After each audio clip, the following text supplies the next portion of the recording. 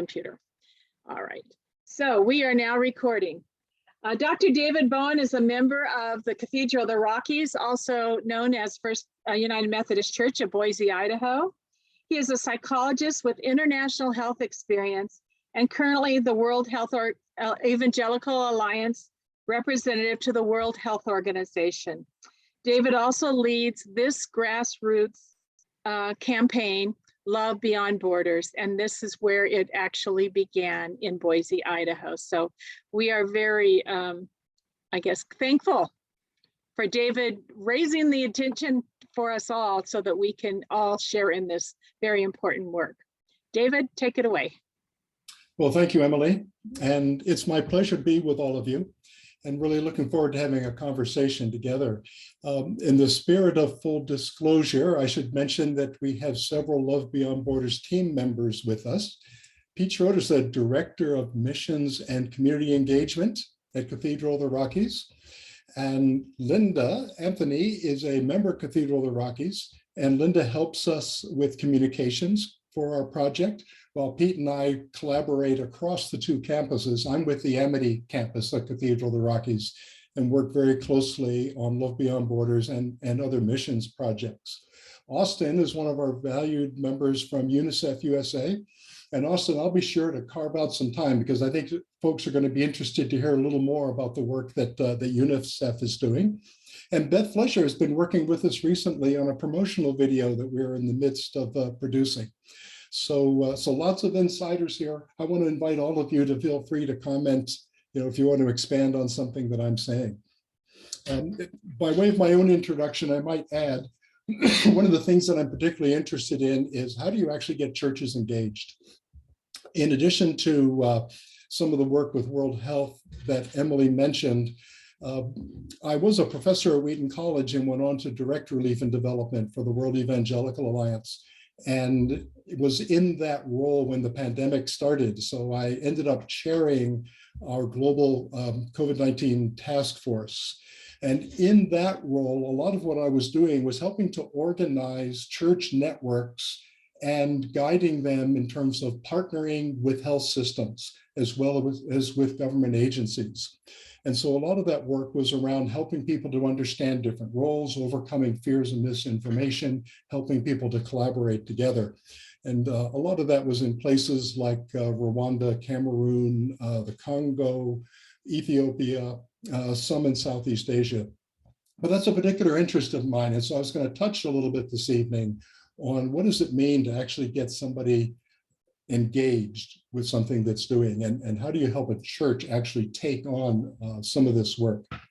So I think you've given me the ability to share, and I'm going to open up a PowerPoint here. There we go, and let's do slideshow.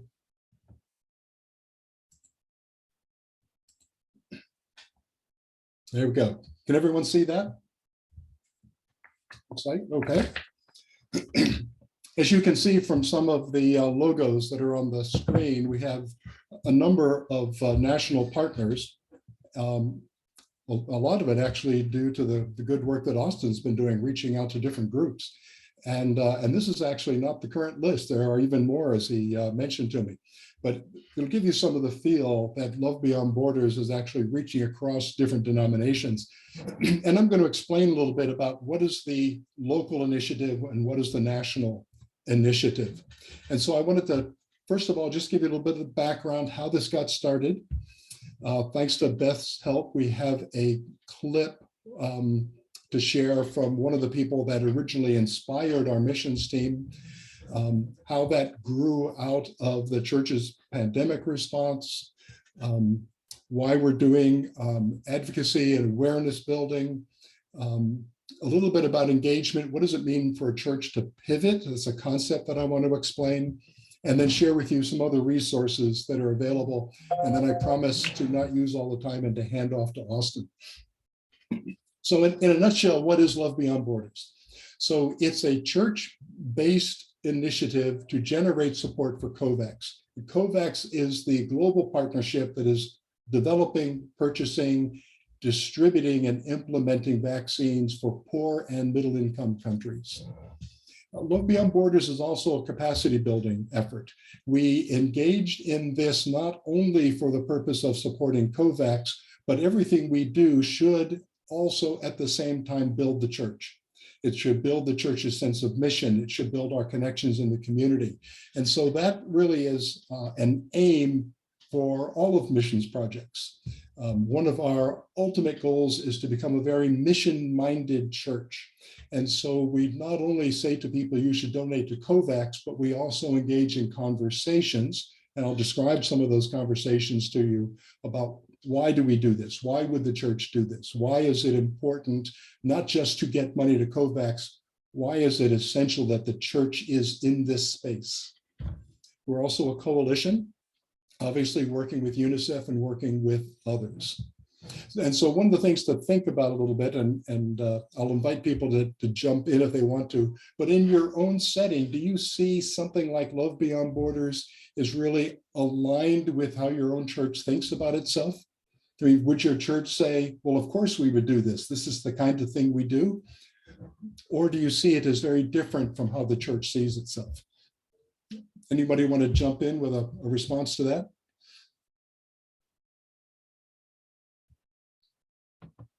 Just go ahead and unmute yourself if you want to jump in there.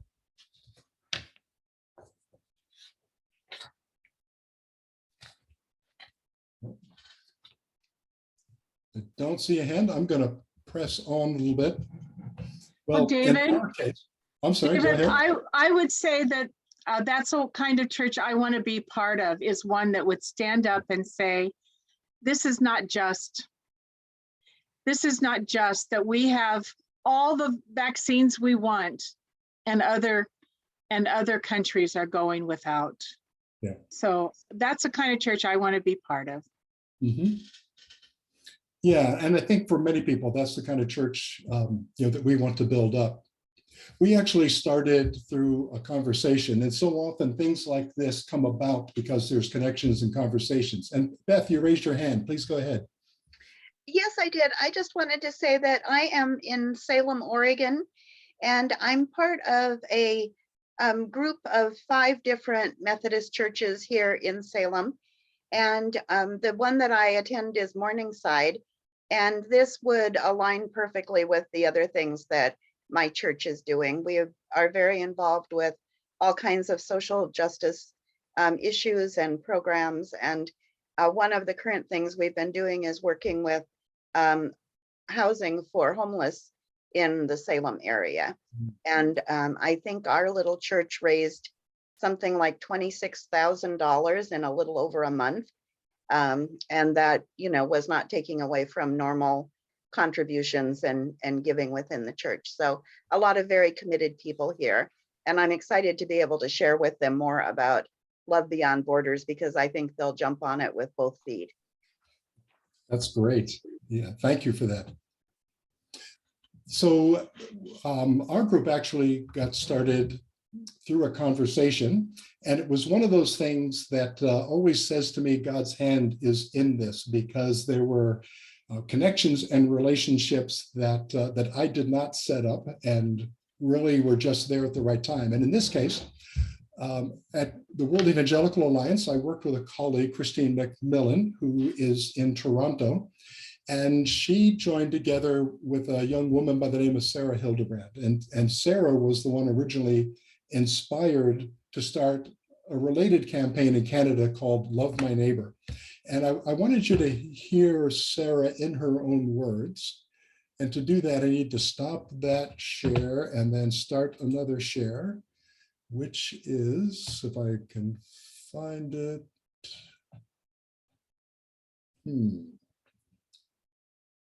Bear with me just a moment. I got to change this screen.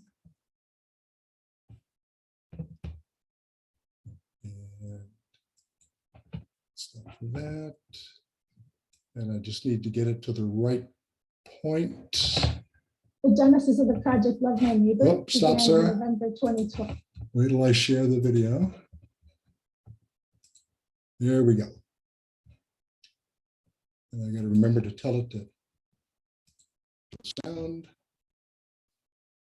And you should see our colleague, Sarah. I was reading in the book of Matthew about Jesus miraculously feeding a crowd of 4,000 with 7 loaves of bread and just a few fishes. You might need to turn your sound up a little bit to hear, Sarah. The recording was a bit soft. And I found myself writing the following prayer in my journal that morning. Lord, how does this story connect with COVID-19 vaccines? What great plans do you have to multiply where we see shortage? Will you multiply the vaccines that we get in Canada? Will you multiply the ones we're able to pass on to developing countries? And to love our neighbors as ourselves, shouldn't we pass on every second vaccine that we receive here in Canada? Challenged by these questions I was asking, I started researching what the United Nations had planned for a vaccine rollout to developing countries. And I learned about the international partnership called COVAX, and that they had an ambitious plan to provide 1 billion doses to 500 million of the world's poor. I couldn't shake the simple math calculation that meant only 12% of the poorest half of the globe would receive their dose of vaccine in 2021, according to COVAX's really ambitious $1 billion dose plan. And I thought to myself, not on my watch. This can't be. The world needs people of faith, people of courage and justice and compassion to arise and say, not on our watch, we won't let this happen. And then with feet on the ground to act together. That's really a lovely story. Let me stop that one there and go back to my other share screen.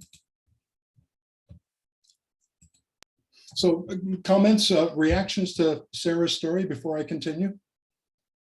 Any reactions to that anyone would like to share?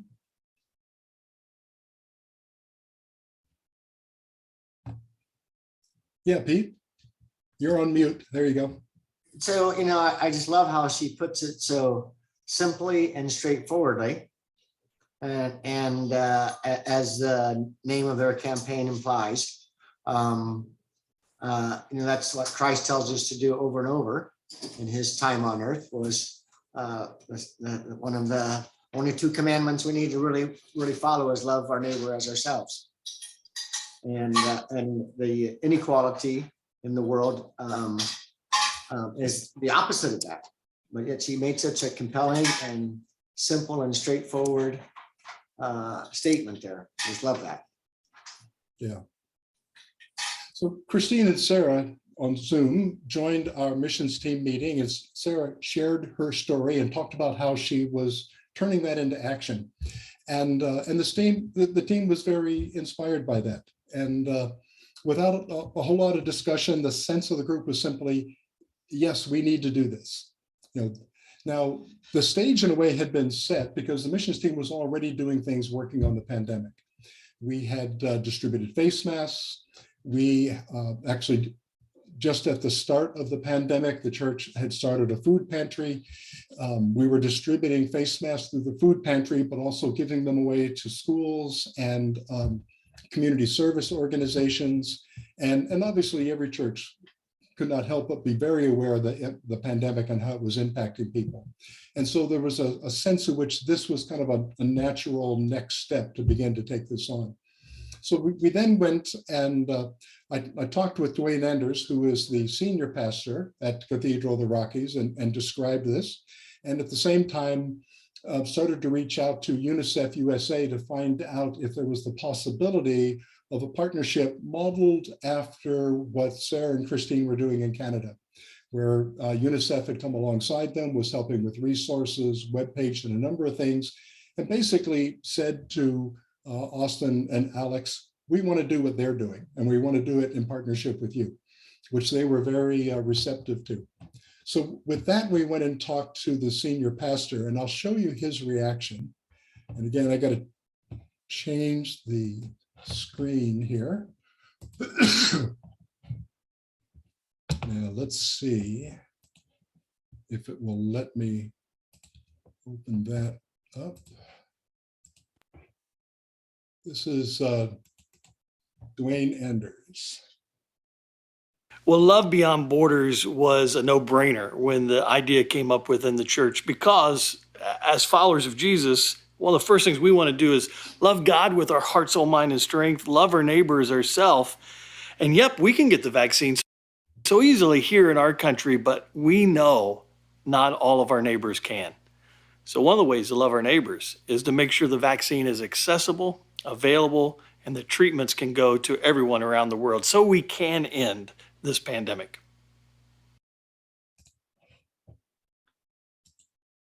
So there's a couple key things there. I really like how, let's see, excuse me, I'm getting ahead of myself. Let me go back to share screen and I'll bring that up. I really like how Dwayne started out by saying this is a no-brainer. And to me, that's an indicator of an engaged church. In effect, he's saying, well, of course we do this. I mean, this is who we are. He couldn't think of a reason why we wouldn't take on something like this. And that is possible because the church is already engaged, because it has a sense of missions, because it has a sense of recognizing the various impacts of the pandemic.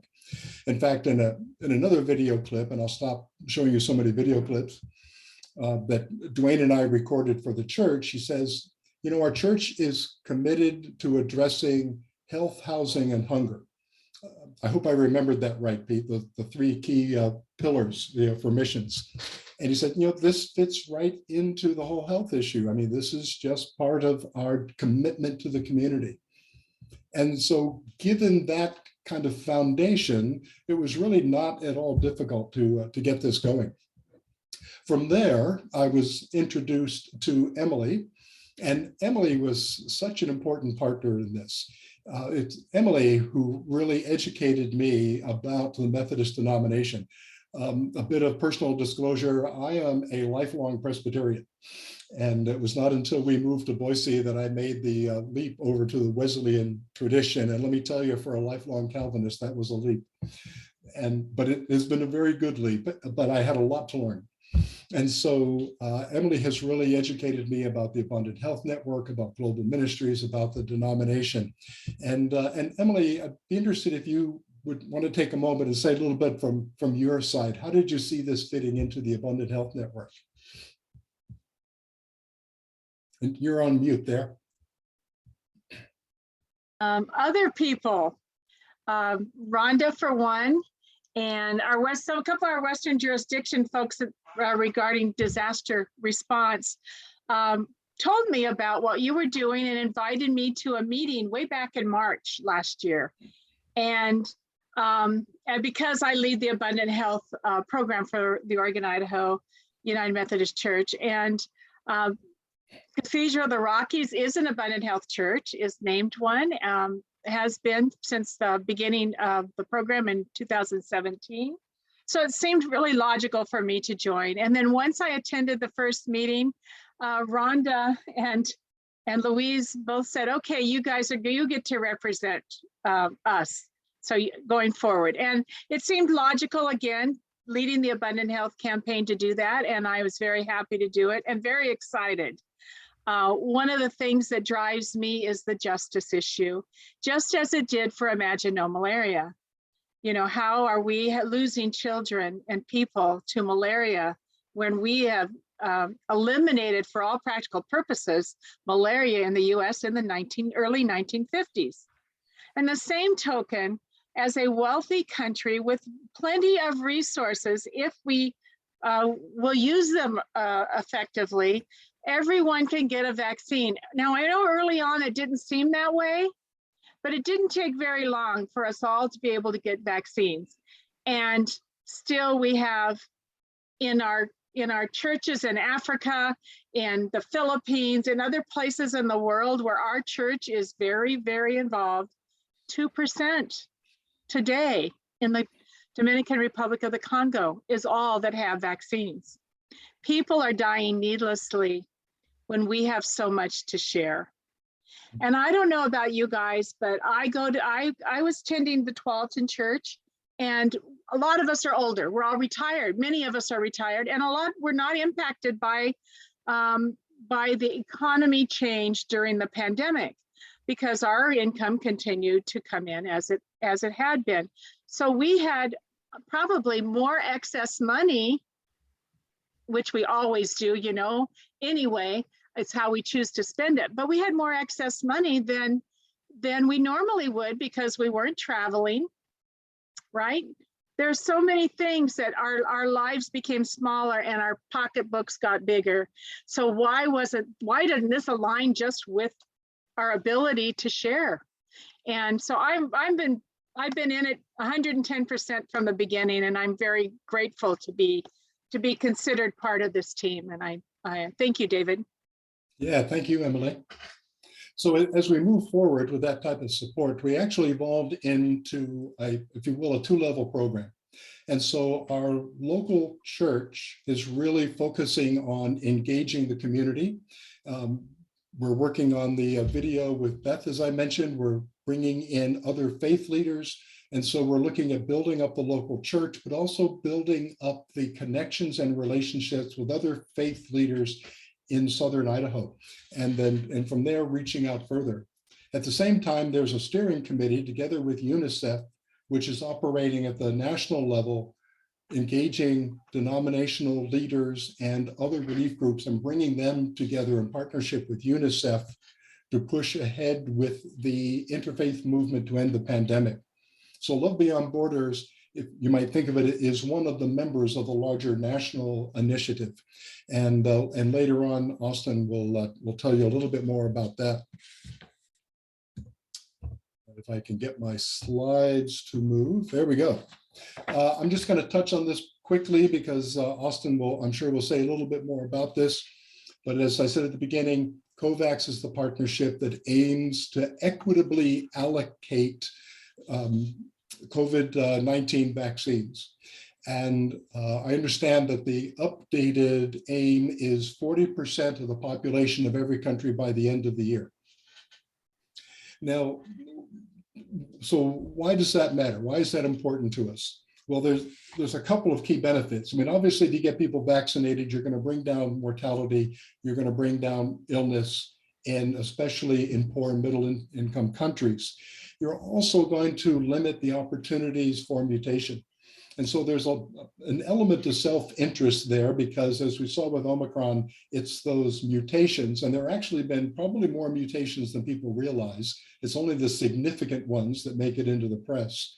But this virus, like most viruses, mutates rapidly and frequently. And once in a while, there are going to be some lethal mutations. So the sooner we suppress the spread of that virus, the better off everyone will be. But there's some barriers to COVAX achieving what it's trying to do. Lack of funds is a big one. The low supply of vaccines. And frankly, the limited support by rich countries. So those are some of the key barriers that we need to overcome and some of what our strategies are aimed at. And so what are we doing? Well, we set an initial target of $1 million. The gauge on the Unicef website says $412,000 by the end of 2021. It's actually quite a bit higher than that because December donations have not yet hit Unicef. So I would say it's probably easily 150,000 or so higher than that. But here's another one too. In addition to supporting COVAX, this kind of initiative sends a message to the rest of the world that the faith community in the United States cares about what is happening to them.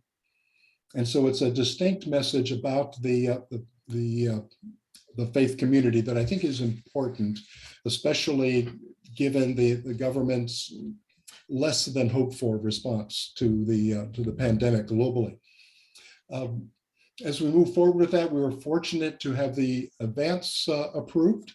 And with that, we engaged in some key strategies. Of course, we're asking people to donate. We're also inviting people to work with us to promote awareness, talk it up, educate people about COVAX, educate people about the impact of the pandemic. And we do webinars like this to help educate people and make them aware and to advocate. Let decision makers know that supporting this is important.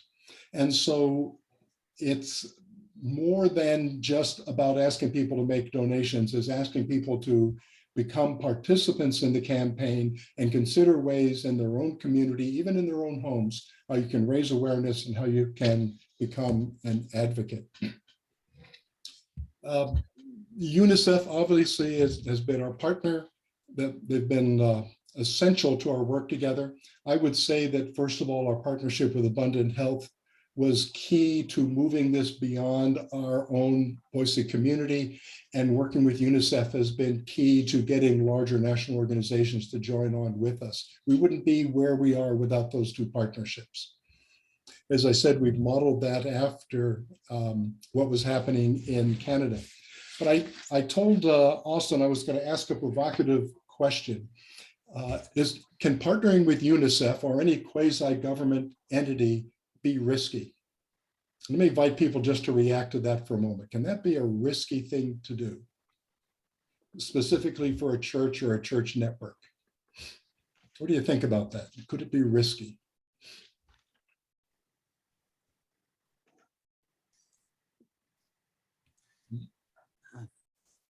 Anybody want to take a stab at that? Yeah, Pete, you're on mute. I think. There you go.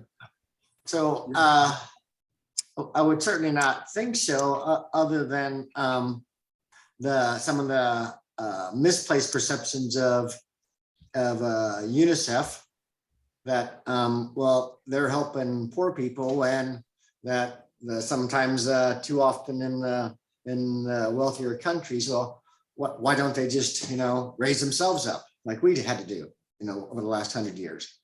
And so it can open up to criticism. It can be open to criticism, as I'm sure they get. But I don't think that's all that risky. Usually when you're pressing against the boundaries that mankind sets, yeah, you get some flack. But that's not really risky. Right, right. To be expected. I have one, David.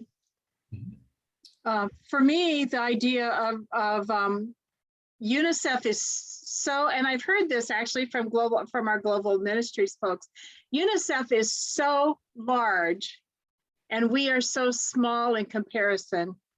How can we really make a difference? So it can be overwhelming. Mm-hmm. Yeah, and actually, I feel good about asking this question because our partnership with UNICEF, I think, is a very healthy partnership. It is. And but I went into it with a bit of hesitation because I've seen other situations where the church network does, if you will, get overwhelmed by having a very large partner, or in some cases has the risk of being seen not so much as a church, but as an extension of another agency, which is not good for the church's identity in the community.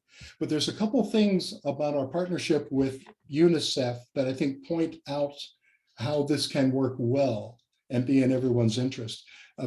First of all, and here I'm going to talk about you, Austin, but our experience with them is UNICEF is not controlling. They're not telling the churches how to do their campaigns.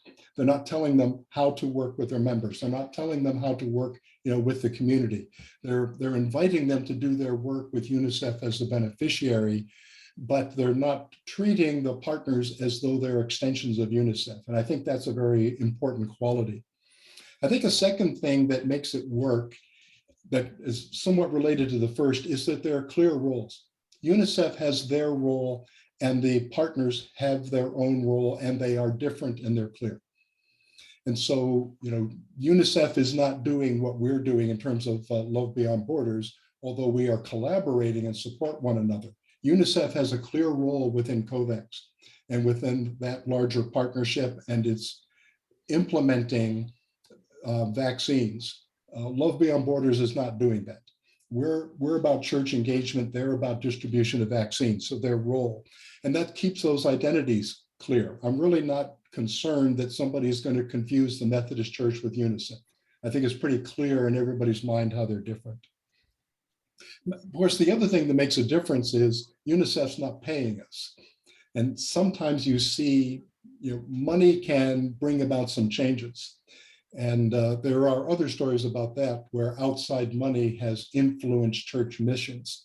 But that doesn't apply here. We're raising money on behalf of UNICEF. UNICEF isn't hiring us to do their program. So for all those reasons, I think this has been a very healthy and constructive partnership. And Austin, if you want to jump in with a comment before I go on, feel free to do that. Thank you for the kind words you've shared about our partnership. And, just as you mentioned, UNICEF is not a faith-based organization, but UNICEF and faith communities have been natural and longstanding partners, whether that's through delivering programs on the ground or that's here in the United States. So we're grateful, to you, David, and to all at the United Methodist Church and Abundant Health Network. Yeah, thank you, Austin. So are there benefits to the church, not just benefits to COVAX, as you think about churches engaging in this? Well, one is, we see this as building church capacity. We've created different roles, so there are different opportunities to participate in missions. And where I see this going is building up the concept of what I would call a crisis-informed mission.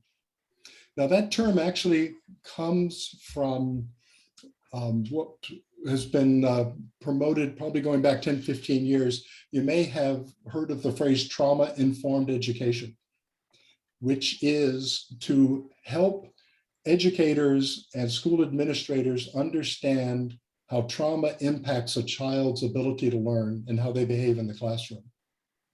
And so you take your understanding of trauma to that particular context to better equip people to deal with those who've been impacted by trauma. That led more recently to trauma-informed ministry, which is the same idea. And this goes back to some work I did with Humanitarian Disaster Institute, from that to the crisis-informed mission, which is to say, given a crisis in our community, how are our existing ministries impacted? And here's a key word we used, how might they pivot to better respond to the needs created out of that crisis? In fact, a lot of churches do this, although they don't necessarily call it this. There was a survey I saw a week ago out of the Religion News Service, which showed that the number of churches that they've been surveying that are responding to the pandemic has been growing in terms of those that are adapting their ministries to the pandemic. And so as people gain more experience, and of course, one of the things that's interesting is that that's gone along with churches experiencing illness and unfortunately death among their own members. And out of that and needing to respond, seeing how they are adapting the work they're doing. It really can apply to any kind of crisis. And so in a sense, one of the capacity building things of engaging this work is to begin to see how the response to the pandemic isn't a special mission. It's, if you will, a crafting or slightly refocusing of what we already do. And so our food pantry is adapted to the pandemic. Our services to the homeless, the meals that the church serves, our effort to get the face masks out, those were adapting things that we already do. And so that has been one of the benefits, not only building capacity to respond to the pandemic, but from learning to do that, building the capacity to respond to future challenges. The other thing that's been happening locally has been kind of re-engaging some of the local interfaith network. And we actually engaged a number of faith leaders to record statements for us about why is COVAX important? Why is it important to get people vaccinated? And in those conversations, a number of people have said, we really lost some of these connections because of the pandemic. We really need to get them going again. And so I think it's going to help to revitalize some of the interfaith networking within our own community. And finally, I think that anytime you do missions like this, you're building a foundation that supports other missions. And so, for example, people say, well, I don't know that helping raise money for COVAX is exactly what I do, but I could see myself helping with the community garden, or I could see myself serving meals. And so we're creating greater awareness that's leading to greater engagement, and all of which I refer to as building up the capacity for missions. And so you can see that on how people respond, whether or not, they're becoming engaged. And I'm going to move along to save some time for Austin, but I wanted to share an example for you. This is a classic case, this picture down in the corner, of an engaged and disaster-informed ministry. I was in Japan after the tsunami in March 2011, and one of the groups I worked with was Salvation Army. And they did such amazing, incredible work by, first of all, understanding what did the community lose and how do we step into that loss. And so there were a number of large temporary housing areas that were put together, and that's all they were, just housing, nothing really to support kind of a social infrastructure. And so Salvation Army went into the middle of the large temporary housing area and built a food court and created a space for people to start up businesses to cook and serve food, and created a social space where people could perform and where people could come together and share with one another. They also put up temporary docks. They bought boats for people to support themselves from fishing. So they really stepped into the breach by saying, well, what do we already do in terms of serving the community, and how do we adapt it to this tsunami? It's a wonderful example of what I talk about as taking your current work and adapting or pivoting to the demands of the disaster. So all of that can also go to what's called a culture of mission, and that's probably a whole another talk in terms of how do you build that sense of this is who we are. Quick example, I was contacted by a pastor at the Cleveland United Methodist Church. Wrote me, his church was really engaged, thanked me for the campaign. I wrote him back and said, how is it that your church is so engaged? He said, well, we have a number of members affiliated with the Cleveland Clinic. And so they had been educating the church from the beginning about the pandemic. And when we saw Love Beyond Borders, everybody just said, you know what, that's just the next step for us. We have to do that too. And so they have raised a bunch of money that's gone in through the advance. But they just had a sense there of this is the kind of thing we do in the community, and Love Beyond Borders for them just presented itself at the right time. So we have a number of resources. I'm going to mention the curriculum that's coming out. We've been collecting stories from different parts of the world, guides for people, pages on Facebook. Our mission team itself can be a resource to others. If somebody wants to come into one of our meetings and just talk about how you get this started, if they need some support in terms of engaging their own church, we're happy to talk with you. We're going to be doing more webinars. I'm organizing a webinar right now, tentatively planned for April, on how the pandemic is impacting children, and particularly concerned about the longer term impacts.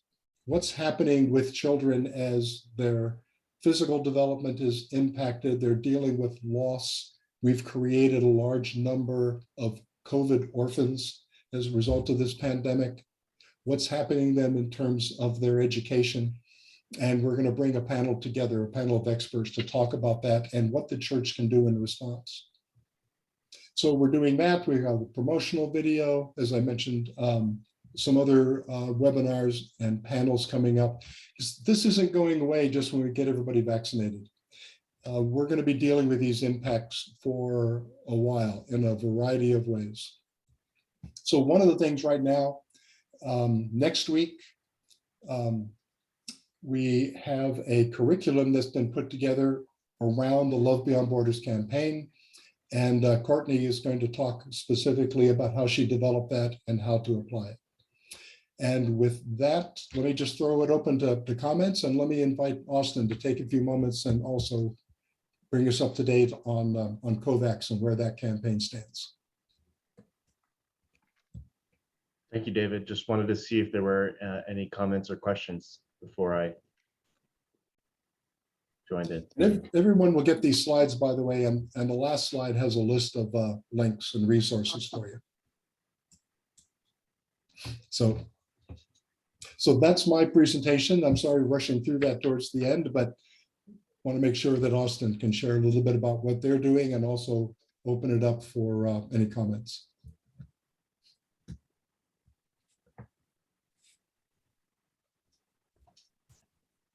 Well, I can just jump right in then, and perhaps we can address comments and questions after I finish as well.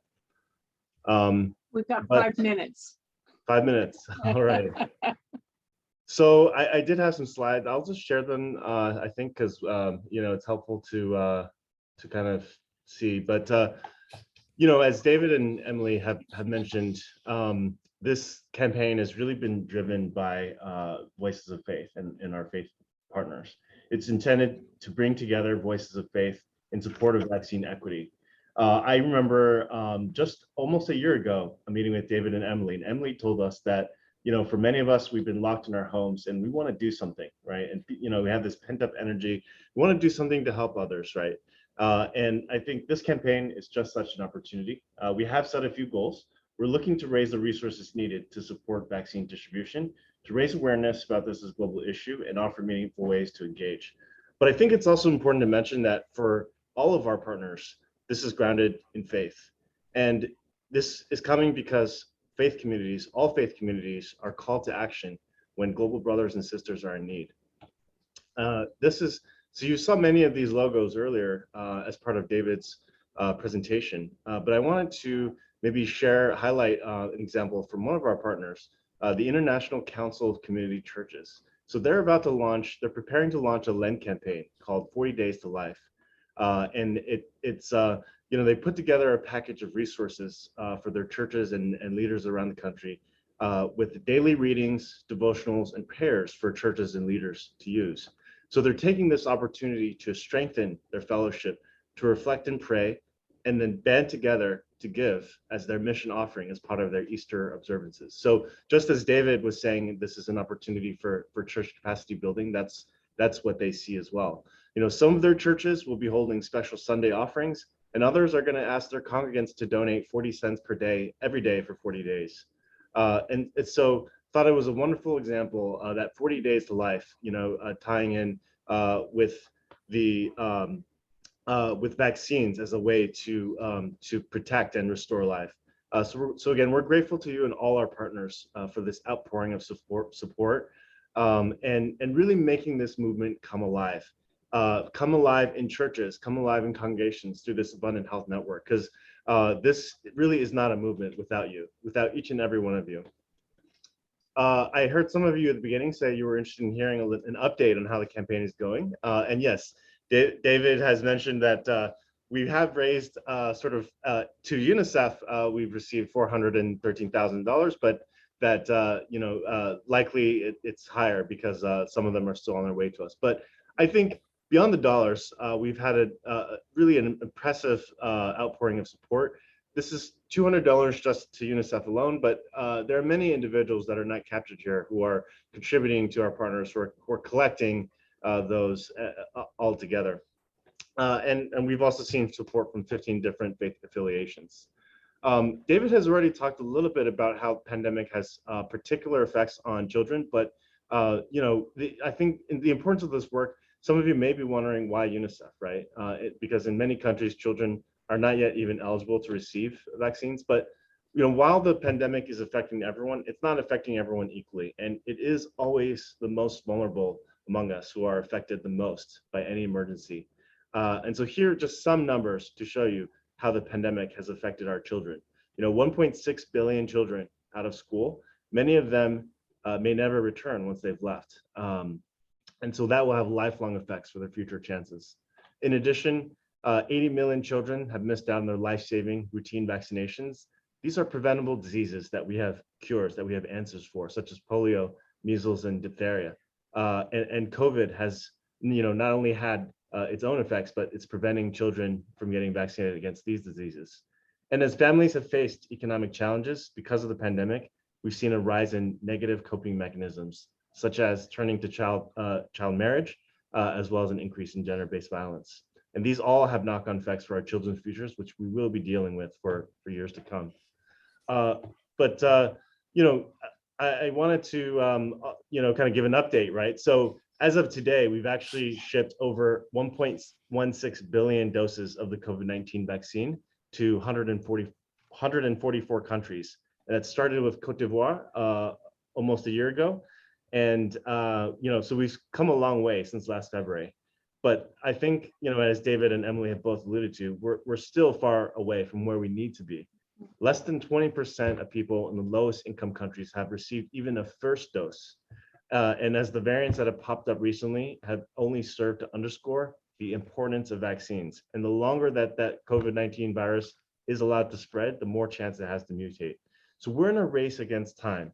And the more people that we can reach to vaccinate and protect, the fewer chances the virus will have. Because we know that not everyone is safe until everyone is safe. So a quick update on our goals for this year, on UNICEF's goals. Worldwide, the goal is to deliver, so we've already delivered 1.1, almost 2 billion, but the goal this year is to deliver 4 billion. So we're rapidly scaling up our operations, working with hundreds of countries in order to make this happen. And this 4 billion number is what will allow us to reach the target of the 40% of the world's population that David mentioned. But in addition to the vaccines, there are all these other things that we're delivering on in order to end the pandemic, including tests to rapidly identify and get ahead of infections, as well as PPE to keep our frontline health workers healthy. So that's why that's why we're bringing together people across faiths, across communities. And I wanted to share a little bit about what these resources can help to deliver. So $100,000, for example, could fund the safe vaccination of over 28,000 people with a full 2-dose regimen. And the goal for this campaign, $1 million, can help support the safe transport of 25 million doses of vaccine within a low-income country. And so every dollar does count, even though the scale of the problem is large. That's why we really need, the entire world to join us in this mission. And that's why we're calling on everyone to support. Finally, I just wanted to highlight some important upcoming moments. So first is next Thursday at 7 p.m.